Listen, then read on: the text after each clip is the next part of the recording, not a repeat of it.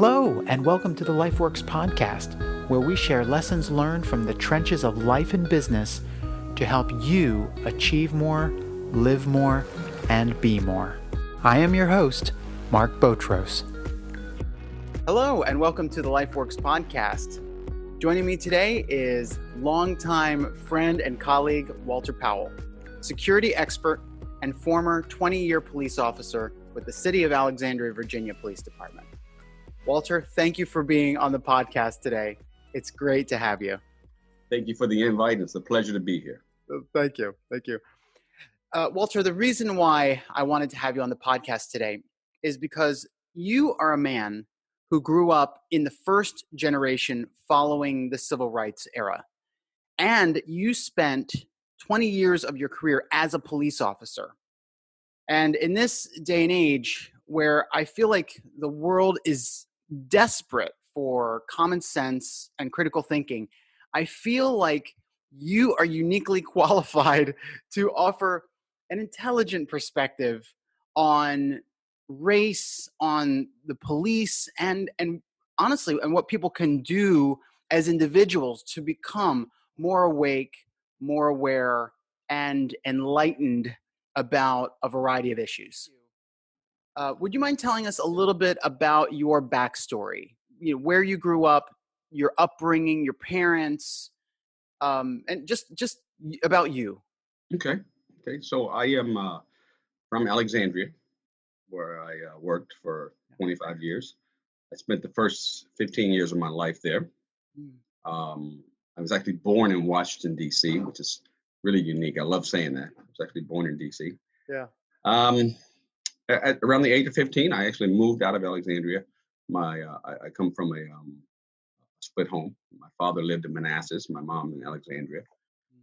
And I decided at 15 years old that moving away from the city, things that I was experiencing and seeing, I wanted to get out and get another view.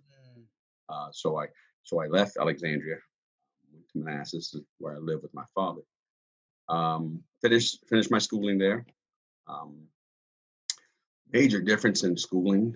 It's just the Alexandria school system versus, the Prince William County Manassas schooling system. I was struggling in Alexandria and I blossomed in Manassas. I don't understand. I'm the same person, but anyway, I looked at options of where to go to college, and honestly decided that it wasn't for me, for my family.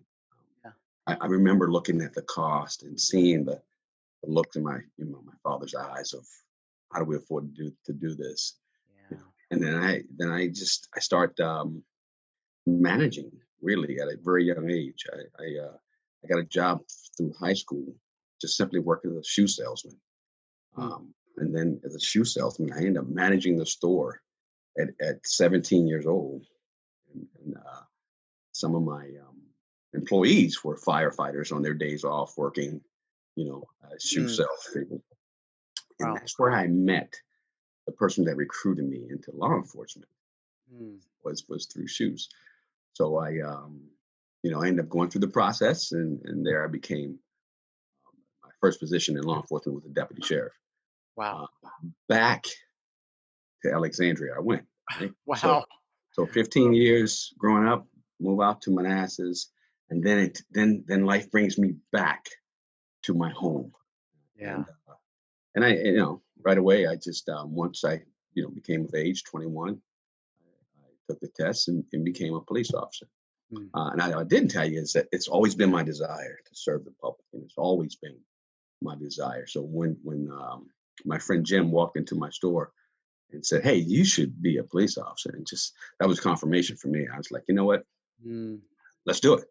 So I ended up going right back and policing in my own community. So, and then after that, I retired 2006 from police work after sustaining a pretty serious injury. And then I got into other things. I was trying to find myself and wasn't sure what I wanted to do. And I was, managing.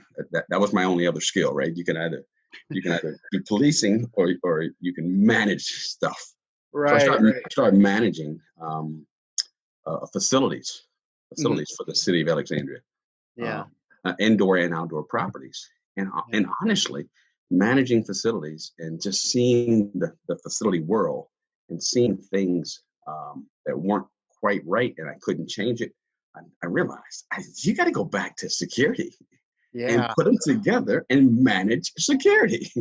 So Right. you got Right. this security police background, and you got Yeah. this facility management new 5 years of Yeah. experience.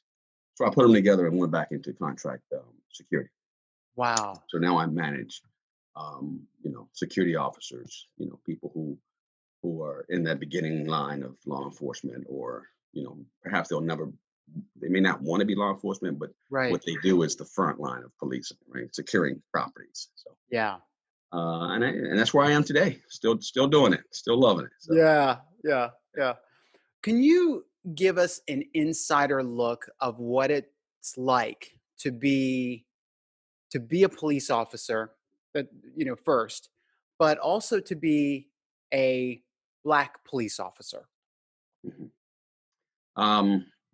Keeping in mind the time, right? We're talking late Sure. '80s through the '90s and the 2000, early Yeah. 2000. Um, I tell you, it's as I look back on it, you don't see it when you're in it, right? You don't Yeah. quite Yeah. see it when you're in it. When I look back on it, we did a lot of things like accepted the norm Mm. as a Black police officer. It's like, oh, this is the way it is. This is what we do. Mm-hmm. These are the communities we focus on, because not because who they are, it's because of what they do. Um, so you find yourself, Mm. and I tell you, I go back, Mark, and I think about some of the comments that have been made to me over the years of, Yeah. you're not like them. Mm. You're different. Yeah. You must have had both parents growing up. Oh my Uh, gosh. Wow. yeah. So The you hear, stereotype. absolutely, and you don't Yeah. even know it. You don't even know it. You just go like, yeah. And then after a while, or you get mentored by somebody who can, wake you up and go, look at what you're doing, where you've become, where you are. Yeah. So Yeah. I it's want to ask, so let me ask you this. As a police officer, clearly you witnessed bias, right?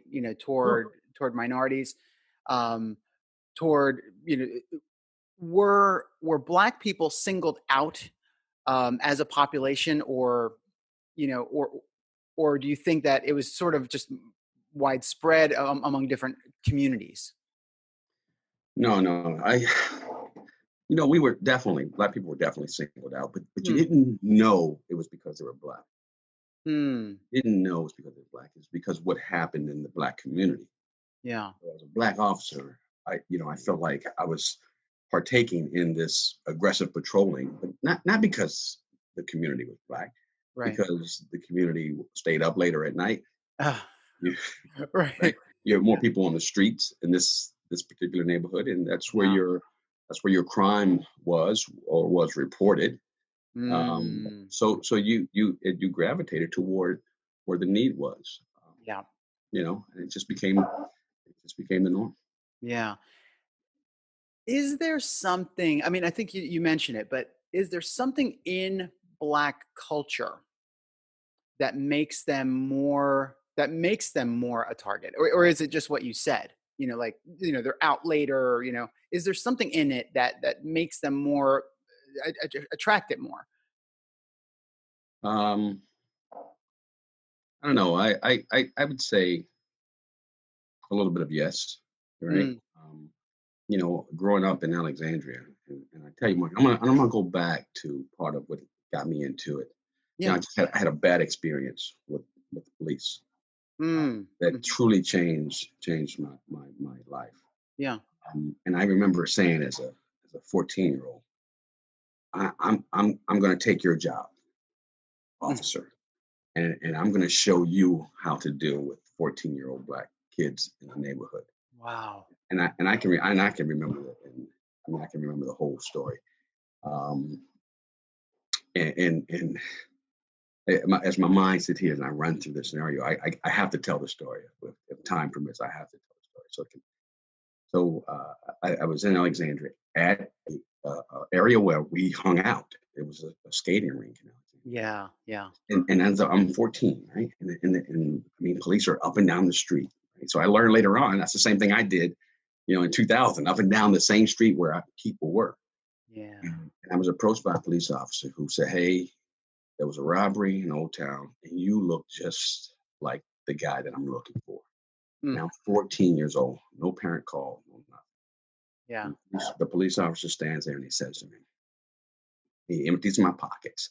I'll never forget, I had $78 in my pocket from a paycheck because I was washing dishes in Old Town. Okay. Wow. I knew I was a good kid. I knew that if you got the wrong person. And Yeah. this officer said to me, if you don't tell me that you did this, if you don't admit to it, I'm going to put you in the back seat with my dog. Mm. This dog was roaring. He was ready. This dog was hungry. Oh my And God. I was looking like a good piece of meat. And every time I'd say, it wasn't me, he would grab that door handle. And I thought, oh Yeah. my goodness, I got this.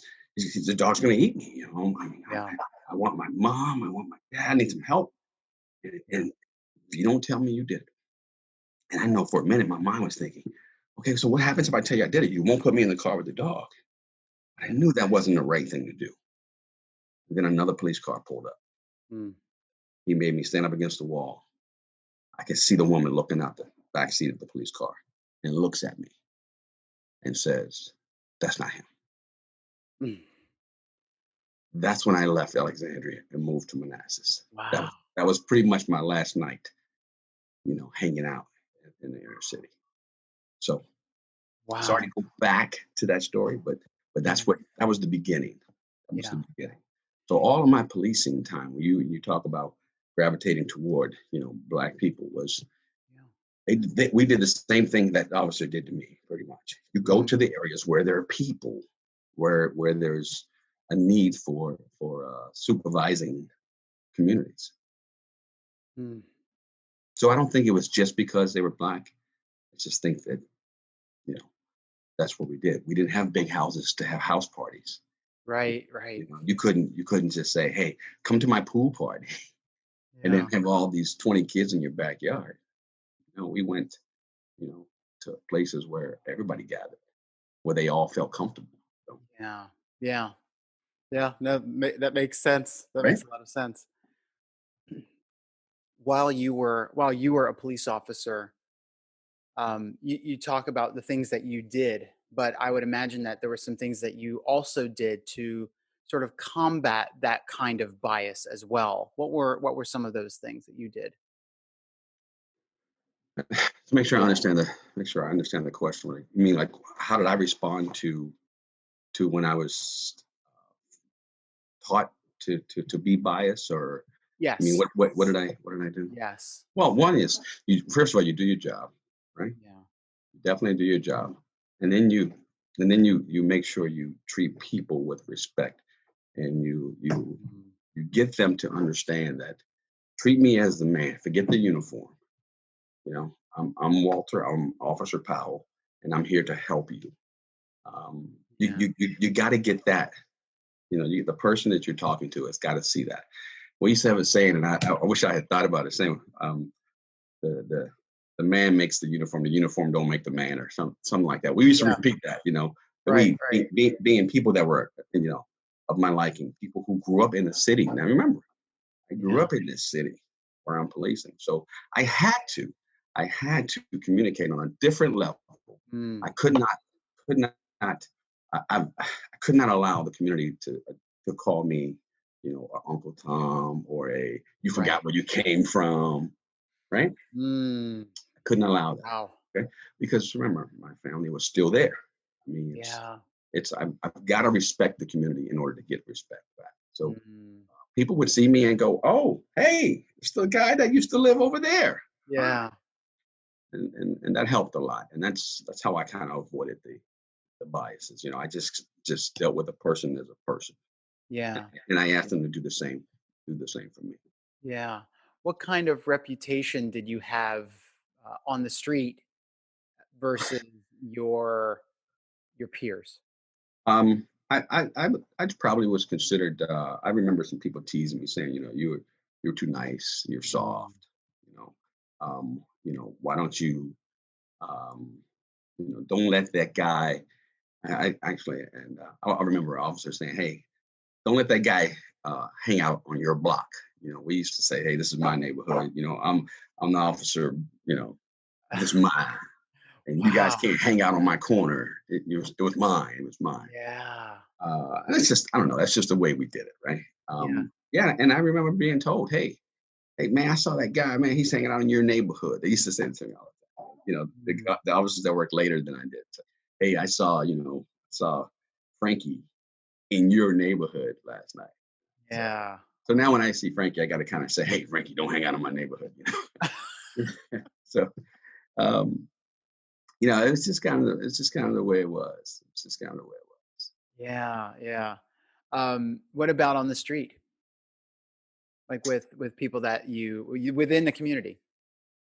We go back to the original question. I So think I so missed what one. was your reputation in your Oh, community okay, among okay. So, people? so the kids, if I may call them, The kids. Yeah. the kids actually would nickname me Uncle P, right? My last name being Powell, and Yeah. I had this community that I grew up in as a young um, child, and I went back, and that was my neighborhood, and I was a community officer, so that's all I did. I mean, that was my neighborhood every day. Went Mhm. to the same community every day. I'd ride a bicycle, stand on the corner, walk up and down, walk alleys, eat dinner at people's houses, right? Yeah. And Wow. and before you know it, it was not just the good kids. I mean, the bad kids would use the term as well, right? Yeah. The Yeah. kids that were out there doing what they shouldn't do. They'd see me in the alley. "Uncle B, hey, how are you? How are you?" And I was like, "Hey." So now my friends had good names. My friends had, like, Superman like names, Yeah. Yeah. RoboCop, and the Pac-Mans. Yeah. But Yeah. I had Uncle P. So you know what? I wasn't real proud of my nickname because as officers, other officers asked, "So what do they call me?" When I said Uncle P, it's Yeah. like you're too friendly with them. Too close. Yeah, you're too close. But Yeah. I wasn't too close. No Yeah. doubt. No doubt. Wow. Wow. Well, and that speaks a lot to your character and your ability to weigh your responsibilities while at the same time being respectful of the people that you're overseeing or protecting, right? Or you were real. I think it sounds like you got into police work in order to be a guardian, right? Mhm. Not a warrior. There's a distinction between the two, but rather a guardian, a protector. And I think that says a lot about your character and the way that you approached it. As you look at today's situations, as you look at what's happened with um, with police work today, or how it's been portrayed in the media. Um, what's your reaction to the latest events against black men at the hands of police? We weren't ready for this. We really weren't Mm-hmm. ready to police ourselves, Mm-hmm.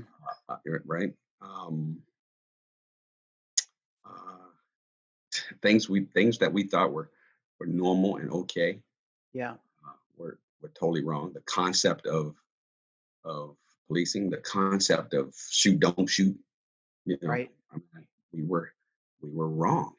I mean, we were only in our time. We were only reacting to our time. Mm-hmm. We weren't ahead of ourselves. Mm-hmm. Policing wasn't ahead of the curve. It was with the curve. It was on it. Right. We were totally reacting to what we thought the community wanted. We Yeah. weren't thinking ahead. You know, it's. I mean, the policing concepts were just dealing with what you saw right in front of you. We weren't thinking about how it. Like, here was our forward thinking. Mm. Whoever came up with the idea of a citizen academy, where citizens would do a mock police academy to see what it was like to Yeah. be trained, we thought that was forward thinking. Mm. All we were doing was letting them see why we think the way we think. We were still thinking. We were still thinking a little off. You know what I mean? Yeah. We were showing them what we were taught, but we still weren't learning the tools, the things that we needed. I want to draw from a couple of media examples. One of them is George Floyd. When you look at a situation like that in particular, um, in your view, what happened in the George Floyd situation from a policing perspective? Were the police officers just doing what they were trained to do? Is it bad policing? Was it fear? Is it adrenaline, or something else? What's your So, like? Just so, let's look at George Floyd, that situation, for just a moment. so, in my opinion, number one, the other officers on the scene didn't realize that what this one guy was doing could result in death. Number one, Mhm. we're not trained to realize that action could result in death. Okay, Mhm. that was missing. We're not trained on that. Okay. Mhm. Secondly, that's him. That ain't me. He did that. I didn't. Okay. Mhm. We were not taught the responsibility of each other. Right. We were not taught that when we see this, we have to react, not just to the bad guy, but to the good guy. We have to say, we're Yeah. not trained. We were not trained to say, get off of him. You're doing it improperly. Your technique is not approved. We were taught to go, hey, when they call me in and ask me what did I see, I'm going to tell the truth. Don't, I'm not going to lie. That's how we dealt with guys like him, the officers. We simply said, somebody will go back and say, hey, Sarge, I just want you to know he had his knee on his neck. I don't want no part of it. You have people like that. And then you have people who just sit back and go, they ask me, I'm telling the truth. Yeah. And then, of course, you had your few that would just say, I don't remember. remember. Oh my So, gosh. that's that in Dulan they talk about, right? We're all out there to try to help and do things better and Yeah. not to hurt each other. So that's the hard part you know, is which side are you on?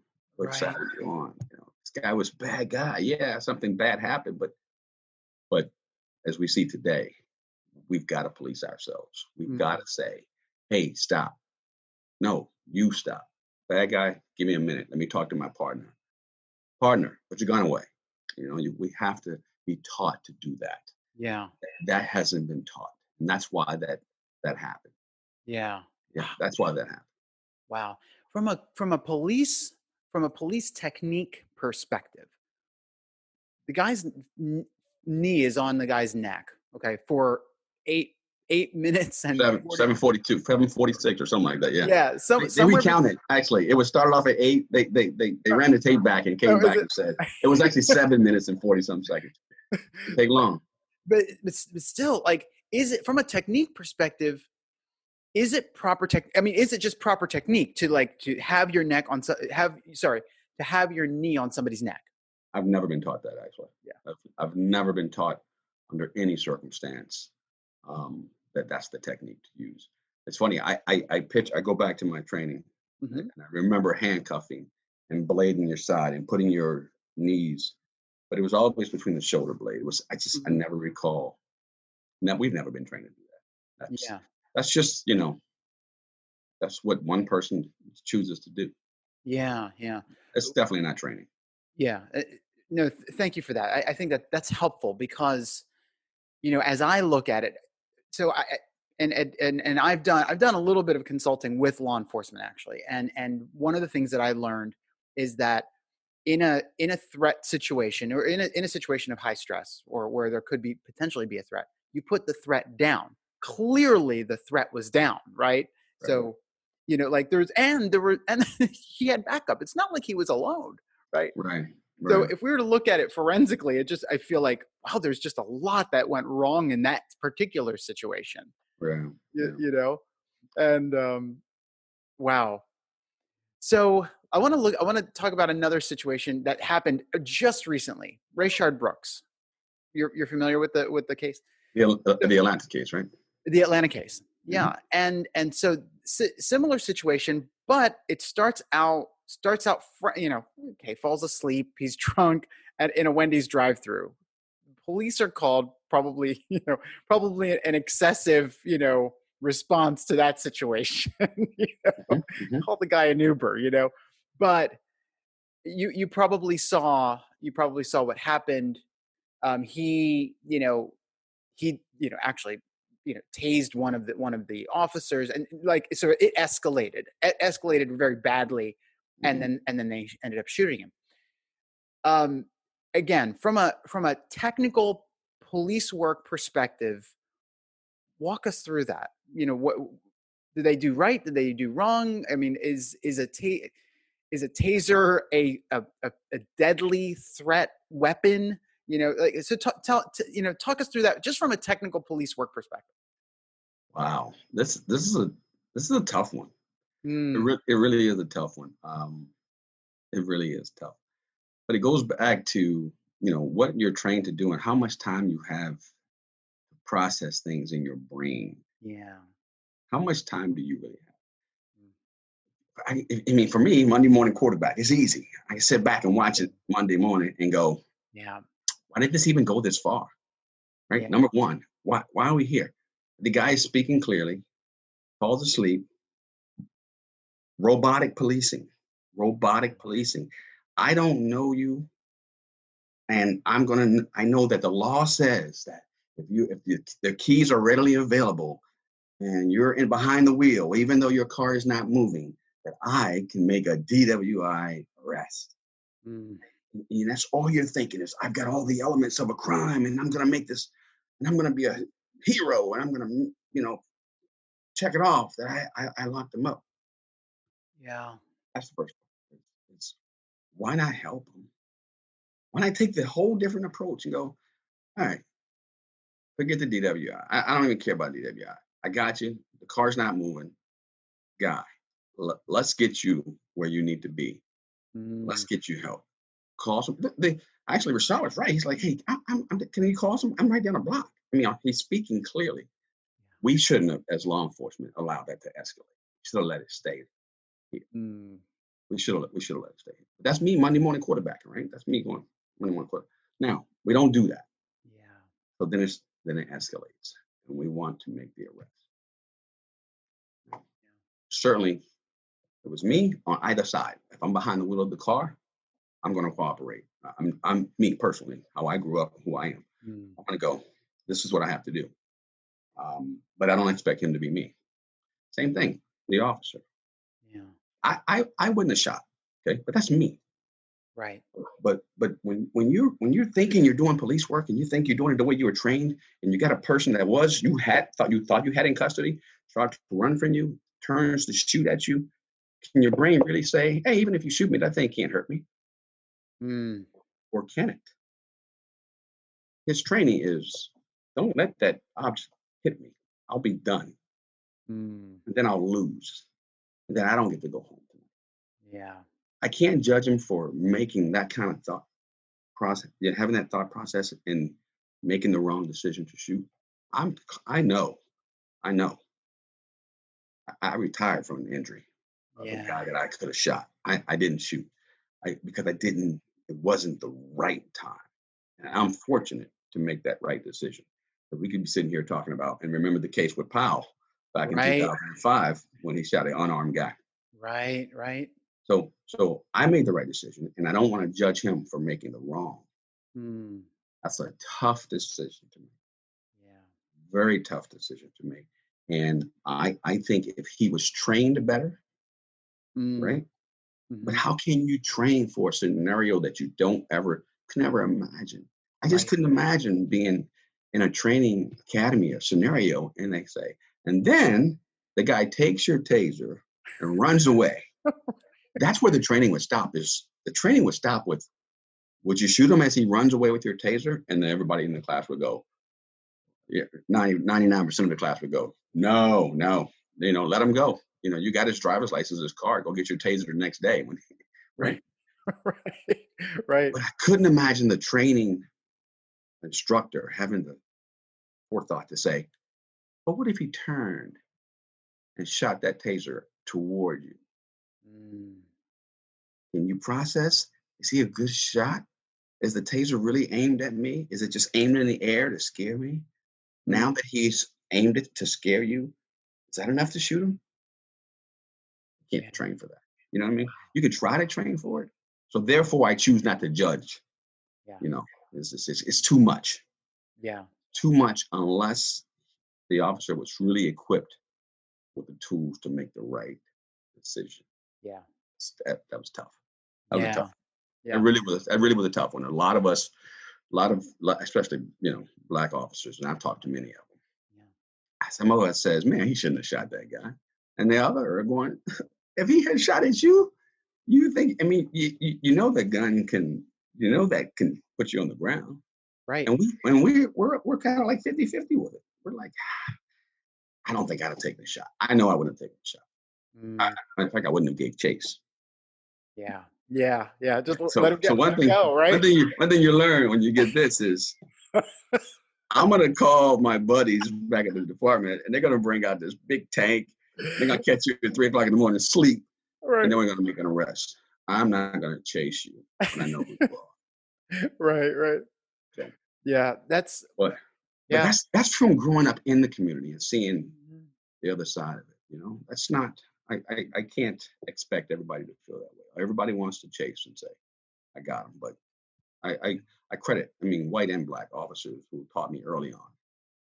Where's it going to go? Yeah. The kid runs from you. Where's it going to go? Then you go get a warrant for that. You get them later. Live to fight another day. Everything doesn't have to be to the end. Right. Right. Yeah. So, yeah. How do you think situations like this are going to impact police departments in the future from a training perspective, or should impact them from a training perspective?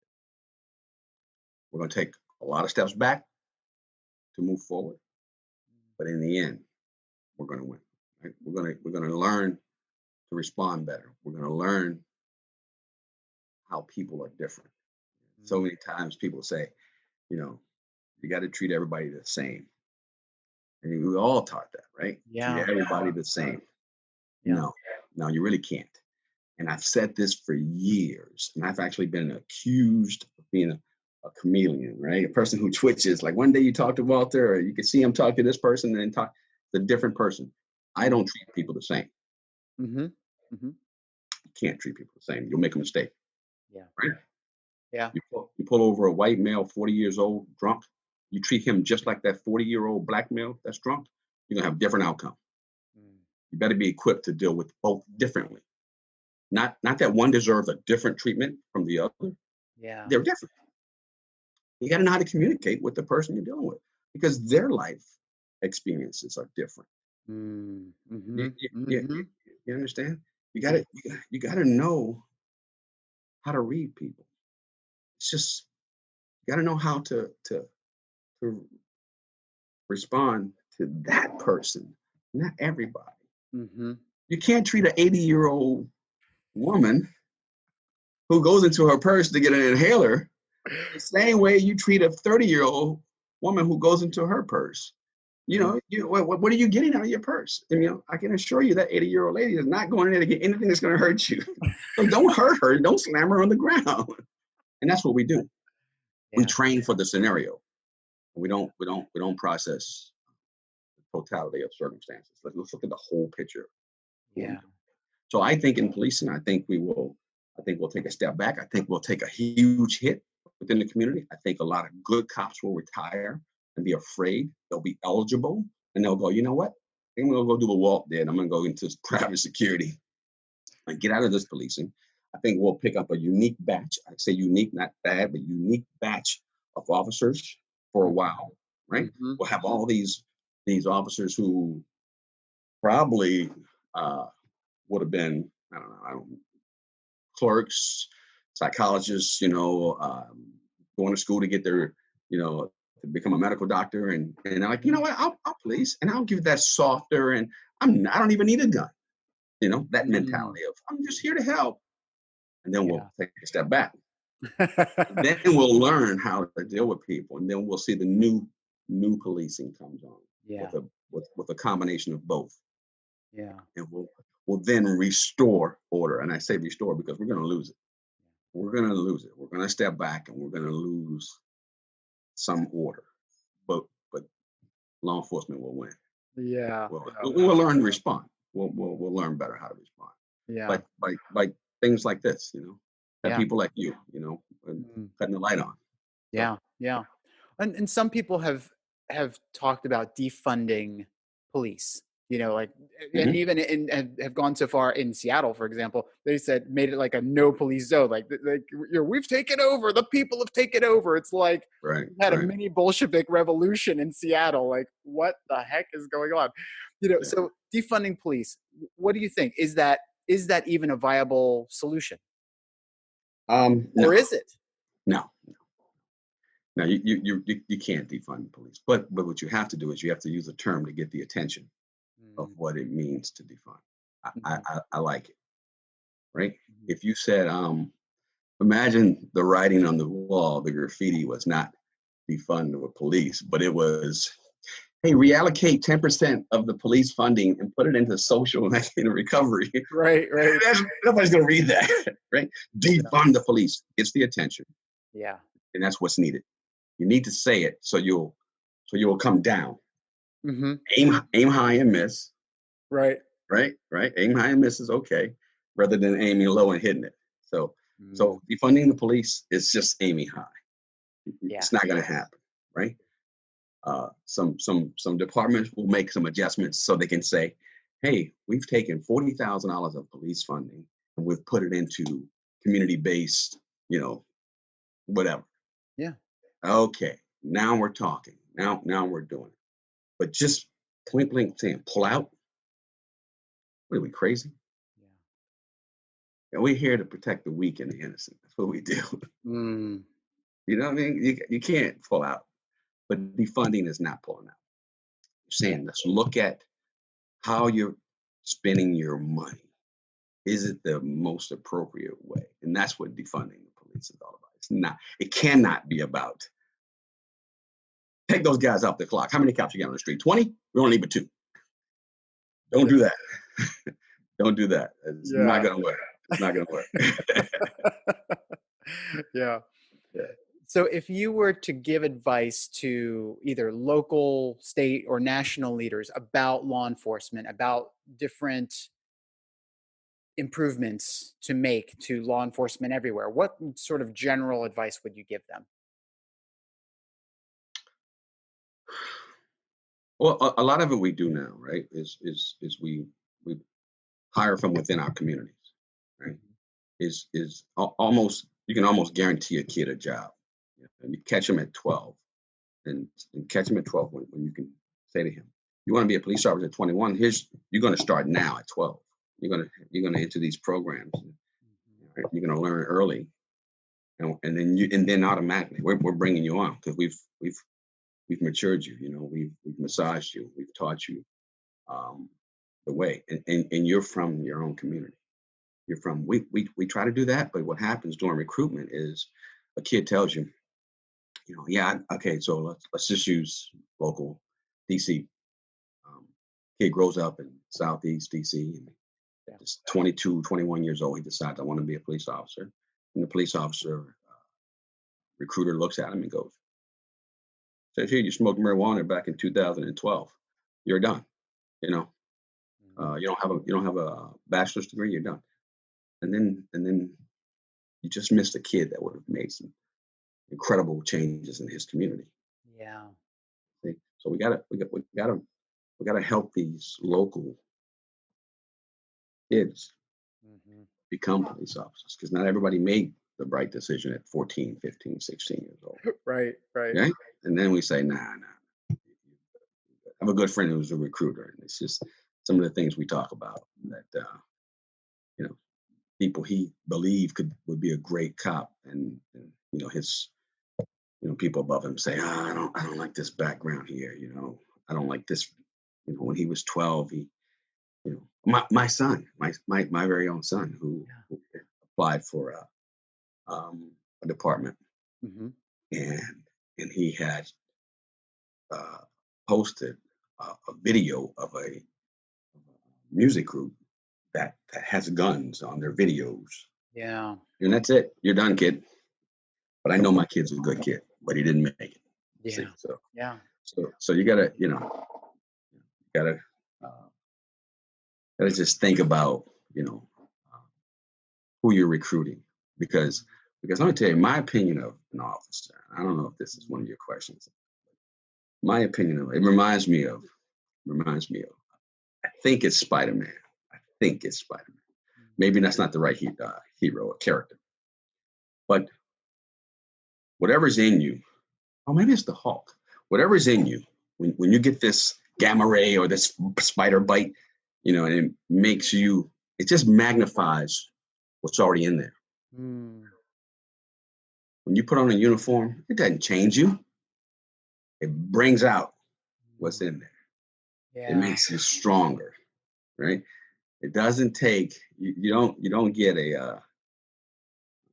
get an apple, put a police uniform on it, and all of a sudden it goes outside and some orange.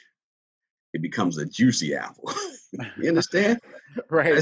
And that's what happens, right? So you're not hiring these kids from within the community that know how to deal with the community, Yeah. right?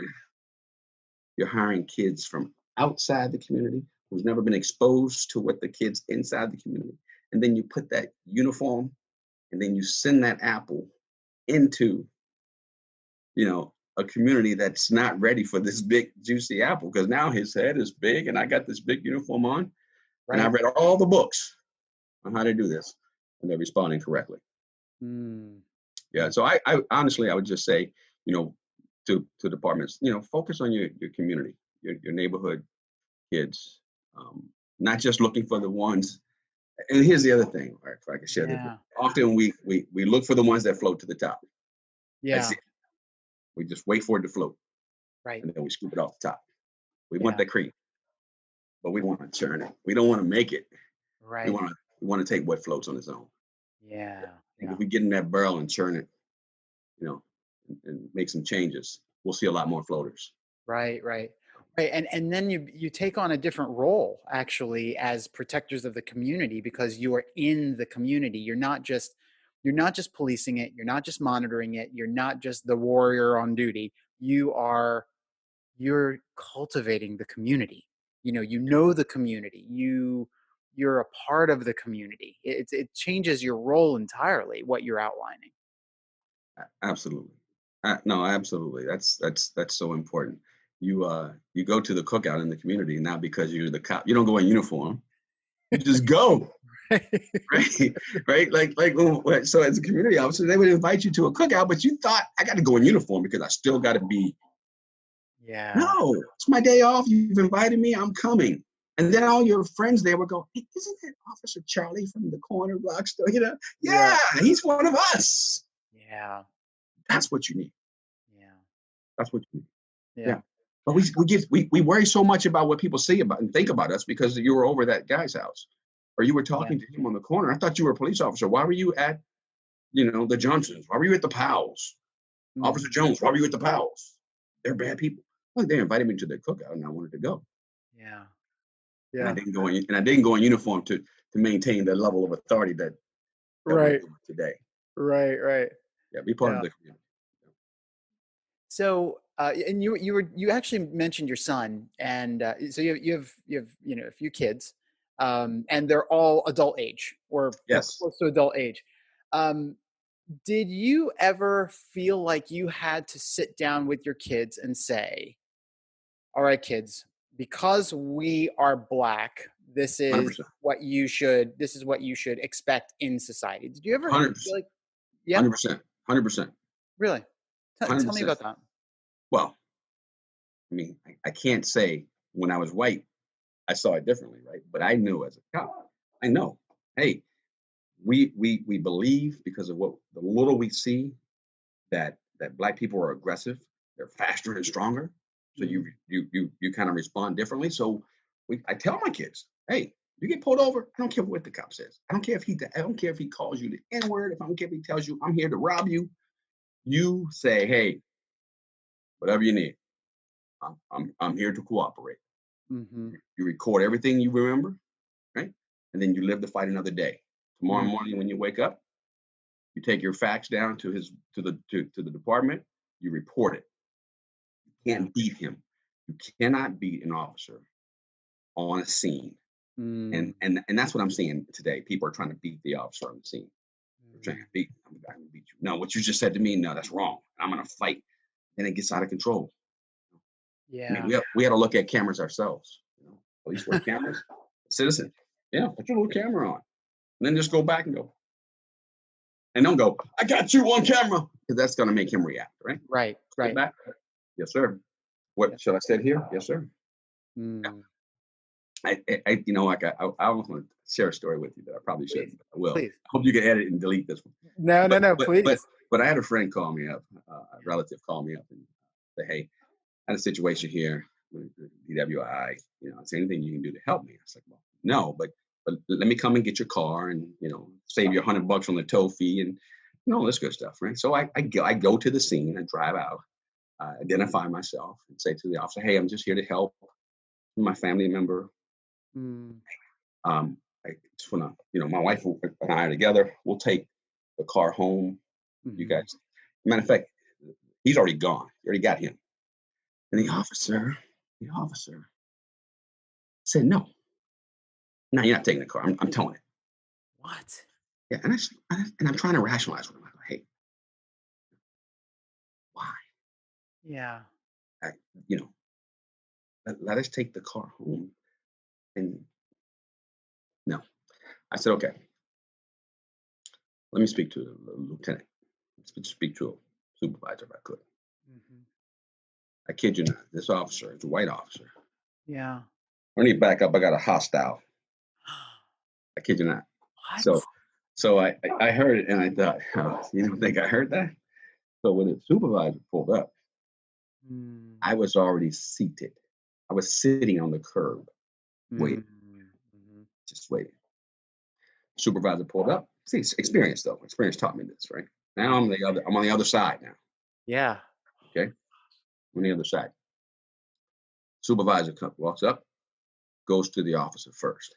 Now I know that if it wasn't me, I would have ran to the supervisor and said, "I'm the one who called for you. Mhm. Hey, talk to me first." Mhm. That would have appeared to have been hostile. Yeah. So I waited my turn. And I'm picturing the supervisor going, "So where's the hostile guy?" "Oh, he's the big quiet guy sitting over in the corner," right? Lieutenant walks over. Lieutenant walks over. I shake his hand. I Yeah. shake his hand. Yeah. I, I tell him my experience. I'm not asking for professional courtesy. Mm. I tell him who I am, tell him where I'm retired from. Mhm. And I explain. I says, "Hey, the owner of the vehicle is here. The driver is gone. I'll drive that car home because the owner is giving me the permission." Mhm. Didn't take the supervisor, who's also white. Didn't take him 30 seconds to say. He looked right at the officer and just said, "Why can't he take her car home? Yeah. Where are the keys?" Took the keys from the officer and handed them right to me and said, "Sorry, have a good night."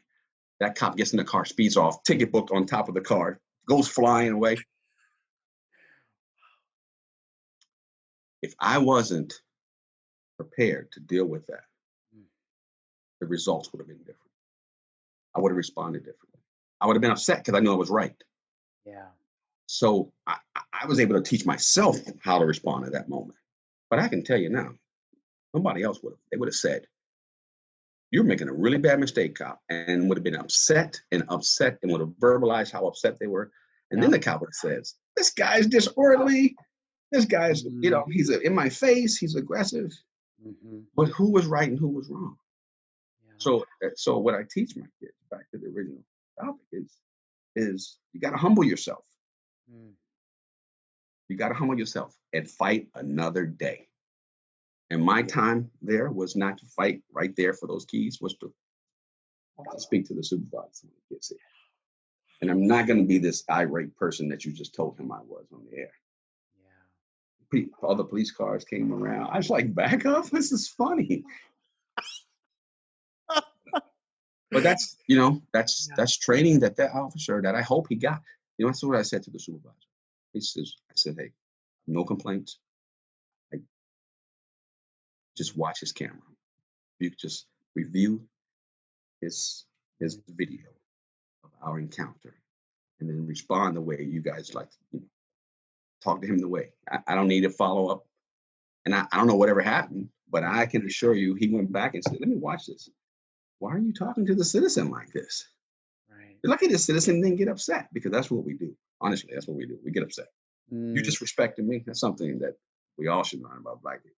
mm, Don't mess with my children, yep. and don't disrespect me. Yeah. And that goes back. It goes back to slavery and being free. And then, so, Mm, now we are able to get respect. And don't disrespect me. Don't call me boy. mm, It all comes forward to today. mhm. When I walked up to him, just don't disrespect me. And often we are disrespecting our citizens. And that's why black people kind it's a Wow. lot. It's a lot to it, right? That's it's just amazing. And I think and this is why I felt like, yes, I absolutely have to have Walter on the podcast, because this is a perspective that people don't hear. They don't they all they hear is the headline, black man killed by white police officer. And Right. it's like, well, that doesn't help, right? I mean, Right. obviously, I mean, that's what happened, but it doesn't help. Mhm. But what you're sharing is the reason why Rayshard may have escalated is because there's something deep seated Mhm. in him, and not just in him, but in his culture, in his people, in his family, that that that demands respect. That if you speak that language, if you speak the language of respect, man, you're just going to go so much further, So than, much further.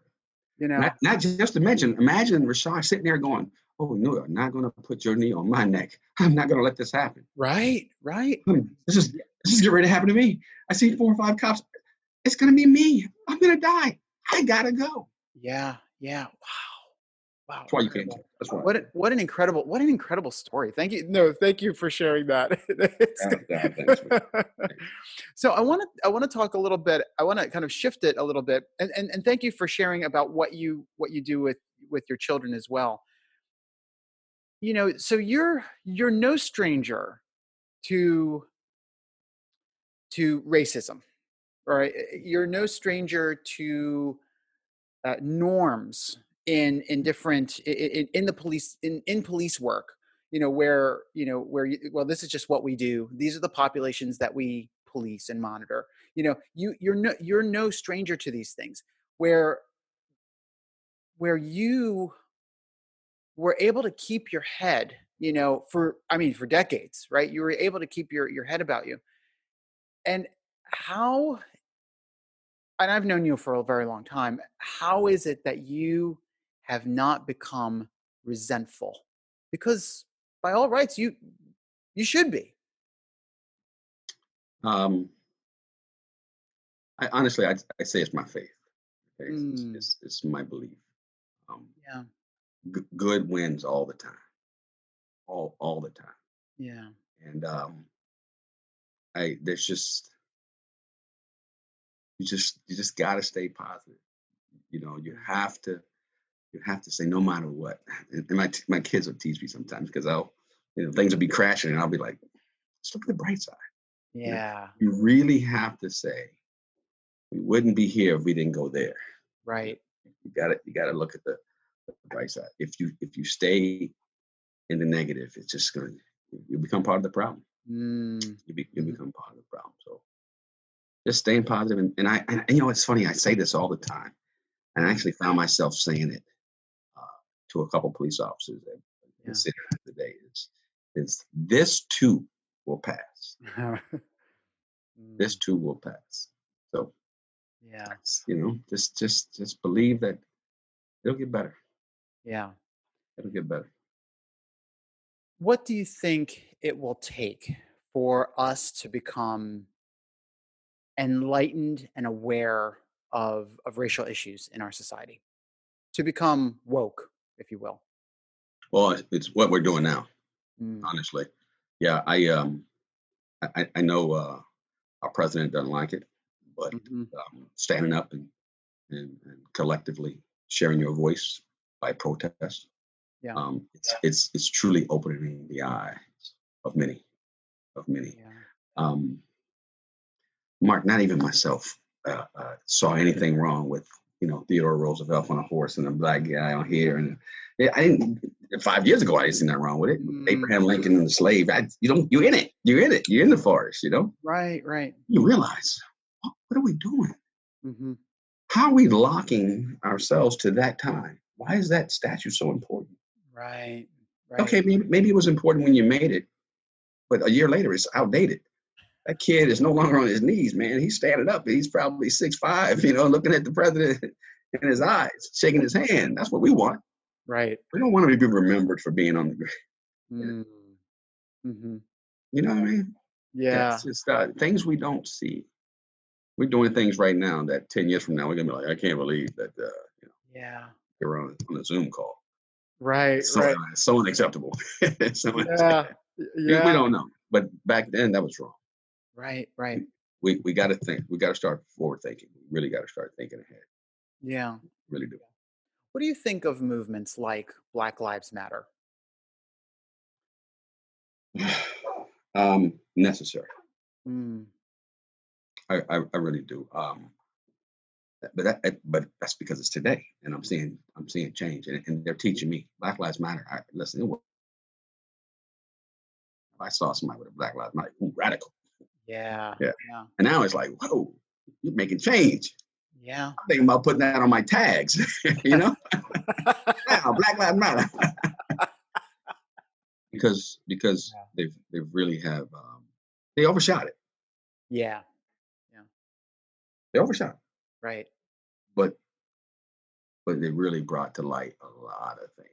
Mm-hmm. That's what it takes. If you aim for the target, you miss it. You're down. You're too low. Yeah. Yeah. They overshot with Black Lives Matter Mm. a year ago when they were tagging DC Black Lives Matter everywhere, and you see spray paint everywhere Black Lives Matter. Yeah. It was too much, but they were overshooting it. Now it's landing right in the area where it needs to be. It's catching the attention of the mayor. Black Yeah. Lives Matter Boulevard, or the street she renamed, and Right. painting. It's freaking awesome. Yeah. It's awesome, and it's old teaching. I mean, there's more than one way to take a tree down, right? You got a tree here, and everybody's trying to push it. Why don't you try to pull that thing down? Right. You can be pushing and pushing, and it's not coming down. Well, stop Yeah. pushing it, pull it, Yeah. and get the same result. And that's what she's doing. She's pulling. Yeah. And she's joining. She's saying, "Hey, let's look at what you're saying." Mm. And that to me is where we need to be. Yeah. Yeah. Yeah. I want to ask you kind of a big question. How do we as a society end racism? Uh, it's not gonna happen. Mm. I know I'm a very positive person, but one thing I can tell you, just don't see it. Years and years from now, it'll be forgotten. Yeah. It'll be forgotten, right? Years and years from now. But there are a lot of people who are taught to hate us. Mm. We're taught to hate, right? Yeah. And I remember what my father taught me. My son remembers what I taught him. He'll teach his son. Mm. And there's a large group of people who are doing the same thing, but they're teaching hate. Mm.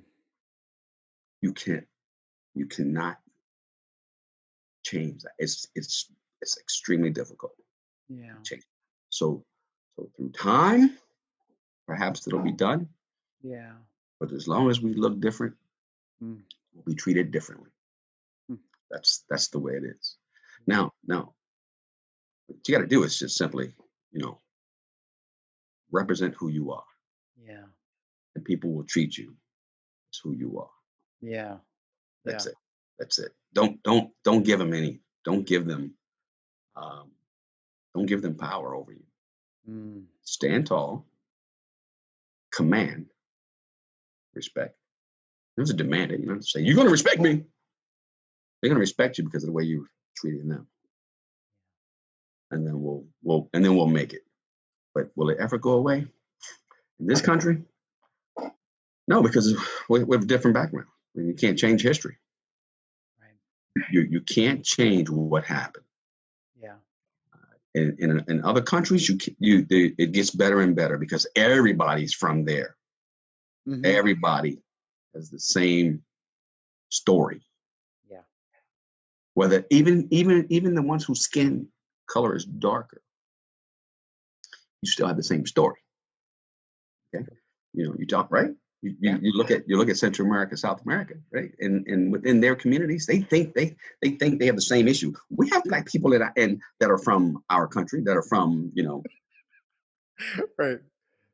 Yeah. Were they slaves at one time? Yeah. No. Oh no, we didn't do that to them. We didn't know. They just darker. It ain't because we're dark. Mm-hmm. I mean, a lot of people want to be darker. It ain't because we're dark. Because of the history. Mm-hmm. Yeah. And until people figure that out, they're always going to be treated differently because of the history. The history can't go away. It can't go away. It's always going to be there. 100 years from now, somebody will say, "Hey, you didn't say that because I'm Black, did you?" You got to check it. Yeah. Because of my ancestors. What does that comment mean? It's going to always be there. Yeah. Unfortunately.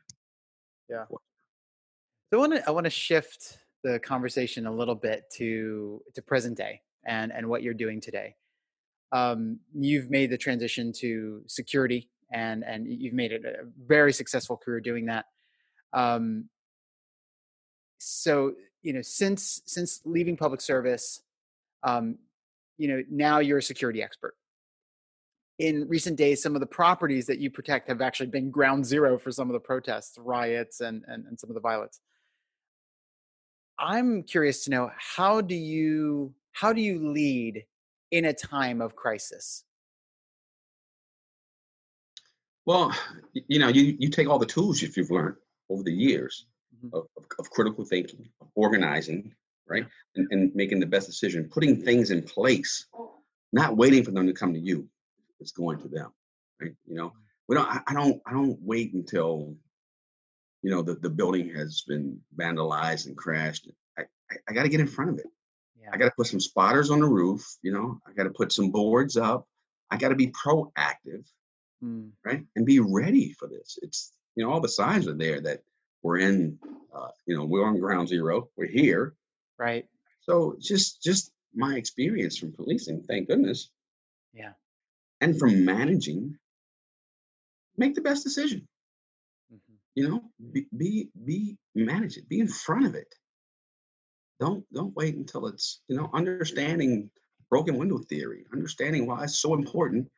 To attack that graffiti. I mean, my building got hit last night with graffiti, and I'm already on it. I'm not waiting to go back to work Monday morning to get with my facilities people to say, "Hey, I need this off." Hey, I'm like, "Hey, right now, Saturday morning, we got tagged last night. Can we get a crew there today?" Because I don't want them to come back and go, "Oh, this is a good place to tag." I want to be tagged on top of his tag, and I don't like Black Lives Matter, so I'm going to cross it out and put, no, let's get on it. Let's get on it. And you got to care. You got to care. One thing I treat my security career path just like I treated my law enforcement. It was a career path and not a job. Right. Yeah. Right? Yeah. It was, I'm all in. I'm all in. I say to my boss all the time, they'll say, "Oh, I know it's late. Well, can we get this project?" I said, "Boss, I'm all in." It's my clock don't stop. What's next? Give it to me. Right? And it's not because I want to be better than the next guy and I don't want nobody to take my job. It's who I am. I'm all in. I want it to be nice. I want it to be right. You look at this property and you look at, hey, who's your security provider? Who's your manager? I don't want them to say, I think this guy is a retired cop. He doesn't know what he's doing. And then I'd rather be fired. I want them to say, hey, this guy I got, he cares. He's in.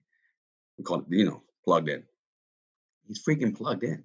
Yeah. He's never like, what happened? And then balancing it, being able to plug in and then plug out. Right. You gotta stay tethered. Yeah. You gotta stay tough.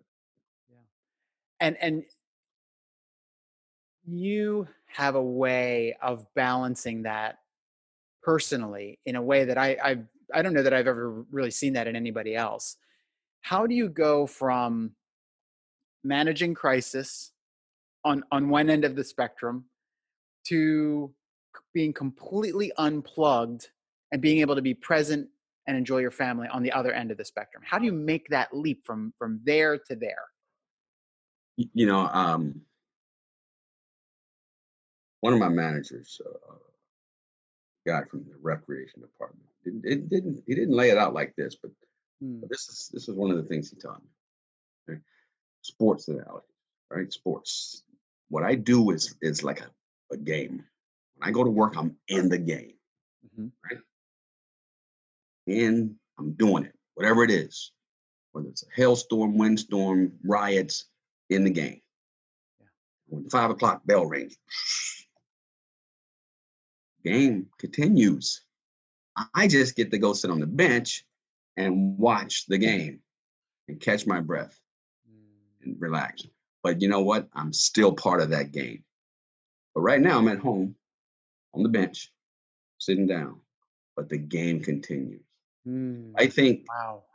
I think that you take a football game, and when the offense goes off the field, you think they go into the locker room and go, "Hey, let's go get some drinks, man." No, they go Right. huddle up, they relax, they catch their breath, and then they go. Somebody else says, "Hey, okay, guys, back on it."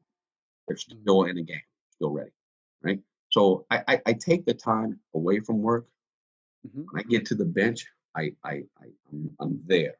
I'm on the bench. I'm with my family. I'm doing my off time, Mhm. but the game continues, and I will not forget that. Yeah. I will not forget that. Yeah. No, that's And beautiful. if you don't, I used to tell people all the time, you need a day off, you got to take it. Mhm. Why are you here 12 hours? I'm only paying you 8.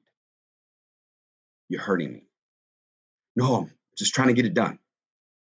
No, you're hurting me. See, Mm. because I can't replace you. I can't replace you and pay somebody 8 and get 12 out of them. I Yeah. need you to do your 8 and go home. Be ready for your next 8. Right? Yeah. Yeah. That's what we have to as managers is teach people is don't hurt me. I would be hurting my boss if I came home carrying this building. I never left the job and said I can't balance I can't balance it. I want to let the family go. Mhm. I'm hurting my family. I'm hurting my boss. Right? If you don't learn to balance it, you're not effective. You're really not doing anybody any justice. Yeah. So you have to just commit to what does it take? Now I'm home. Now let's organize to be home. What does it mean? One, I make sure the job has my home number, not just my cell phone number or my beeper. Right? It's not enough. Guys, call me if it gets thick. Call me. And then you got to teach people. Don't call me because hey, here's a guy walking out front. That's what I first got when I first got there. I came home. It was like crazy. It's like, hey guys, I'm home. Then you gotta educate them and teach them and train them of what requires my attention, right? And you just can't, you got to stay focused. And then you can come home and relax, appear to be totally unplugged because you got good people in place. So it appears to be unplugged. But I know I got a coach, on the field Yeah. that if I need to get involved, I have confidence that they'll call me and go to Westwood and say, well, come back. I need you. And take advantage of every minute you can with your family because it just, nothing lasts forever. Just truly take advantage of it. Yeah. That's beautiful. That's beautiful. Thanks. What are you hoping people right now in this time, what are you hoping they'll take away from this entire experience, this entire pandemic, this social renewal? What are you hoping people will take away from this? That life is short Mm. and it changes. It changes constantly. Be ready to adapt. Be ready to deal with the new norm and what's next. Yeah. And just enjoy what you have. Enjoy the moment. It ends. Yeah. Everything ends. It ends. If you could give one piece of advice to the world, what would it be? Seek the spirit of God Mm. and let him speak to you. I'm not preaching. I'm not this, Yeah. but just open your heart to goodness and whatever you believe in. Whatever you believe in, seek that connection so you can have peace and be guided. I believe I'm fed. I'm truly blessed. I know I am. I'm truly given. I'm whispered to. I'm given direction. And that's, for me, that's everything. When I make a decision, I'm comfortable that I'm making the best decision at that time. So seek goodness, people. Honestly, just seek goodness. That's good. How do you intend to leave the world better than you found it? Just through example. Just tell my story. Just it is what it is, right? I mean, God, so many buddies say, man, when you die, I can't wait to speak about just how you just did what you wanted to do and you didn't. And I'm not here to hurt nobody. I just want to enjoy mine, and then it's over. I know that if I was given a beginning, I'm going to get an end. So That's true. so it's just you can't get one without the other. You can't say this guy died, never lived. If you live, you die, and that's just the bottom. Yeah. I really, my father taught me a lot about it is what it is. Make the best of it. So Yeah. just look back and say, hey, this guy did it. If he wanted to do it, it's the other thing about me, Mark, is if I want to do it, I'm going to do it. Yeah. Absolutely. I might not be able to do it today because I can't afford it. Yeah. Too far, it's too long. I desire it. It's going to come. No, that's amazing. That's amazing. Is there anything that I haven't asked you that you feel people need to know? No, I think you're incredible. I think I was counting as you asked. There's 102 questions. It was perfect. No. No, Mark. I just, guys, honestly, I could say one last thing. If I could say one last thing as I leave this world, I would honestly say, judge not. I've said it since I was 20, bro. Judge not. Yeah. Just judge not. We're all different. Everybody's different. You make your decisions, I make mine. Respect your decisions. It's just such a judgmental world. Yeah, it's true. It's true. We really are. Wow. It's, my gosh. I have to say, I had high expectations of this conversation, and you blew them away. You gave me the opportunity. Thanks so much, man. I definitely appreciated the time. You really did. I feel like the perspective that you shared needs to be heard by everyone. And I will do my utmost to make sure that it gets to as many people as I can. Where can people find you and connect with you online? Because I have a feeling that you're going to be busy. I don't know. I hope I don't get my department going. Why did you say that? No, I mean, in a good way. Like I'm not big on social media, but I stay connected to it, right? So I can be in the know, right? I do Twitter, PADOW1, Powell1 on Twitter. Yeah. I do Instagram. I guess you can just find me by my name, Facebook. I don't do Facebook a lot. That's becoming a little too much. But I got into tweeting because I thought it was cool. Yeah. And then somebody smacked me on Twitter, and I was like, I don't like that. People can say what they want to say to you. I'm just trying to be the nice guy. And Right. So, but I'm out there. I'm out. Sounds good. Walter, thank you so much. It was a pleasure, a privilege, and an honor to have you on the podcast today. Thank you so much. Likewise, man. Thank you so much. Appreciate it. Talk to you soon. If you enjoyed this podcast, please subscribe and leave a rating. Or sign up for my free updates at my website, markabotros.com, and you'll never miss a post.